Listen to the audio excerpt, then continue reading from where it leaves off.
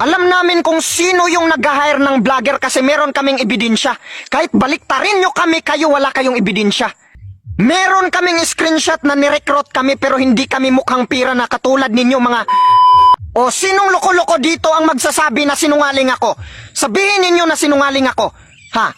Tingnan ninyo ang ebidensya sa dating video ko, sa mga latest video ko. Ha? Ako patas, ako para sa bayan. Baka sabihin mo, Takero, didiis ako.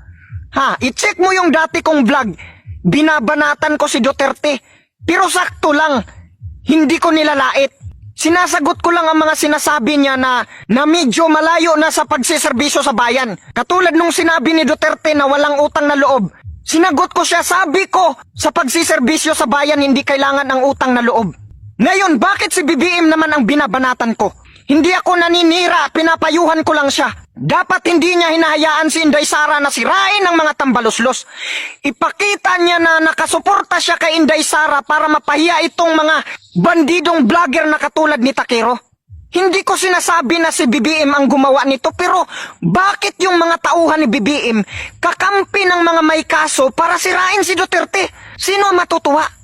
BBM, ang sisira sa'yo ay ang mga tauhan mo, kaya makinig ka sa amin. Hindi mo kami kalaban.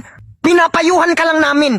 Kung gusto mo na maging kaibigan ulit tayo, mapapayo ko lang sa'yo, kontrahin mo ang mga kabinete mo na traidor.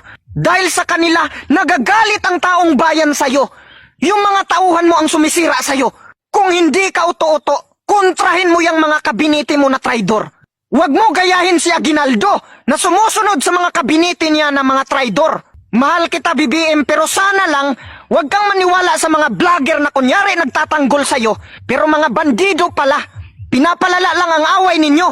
Pinapalala lang ang gulo ng Marcos at Duterte. Yan ang totoong pagkaistorya dito. Si Binbarubal ang binabanatan pero ako ang sumagot. Makikita ninyo ang unity ng mga Bisaya katulad ni Lapu-Lapu. Hindi katulad sa mga Katagalugan na maraming mga traidor. First time ko magalit ng ganito. Pakishare ng video ko sa Malacanang para mapanood ni Presidente. At sa mga supporters ni Takero, mahal na Pangulo, ipakita mo ang suporta mo kay Inday Sara. Huwag mo suportahan ang mga naninira sa kanya para mapahiya sila. Gusto ko magkaayos tayo BBM.